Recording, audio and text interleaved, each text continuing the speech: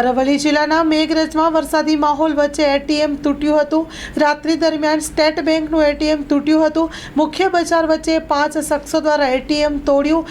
એટીએમમાંથી નાણાં ભરેલ બોક્સની ઉઠાંતરી એટીએમ તોડતા દ્રશ્યો સીસીટીવી કેમેરામાં કેદ થયા છે। લાખો રૂપિયાની ઉઠાંતરીની શક્યતા છે।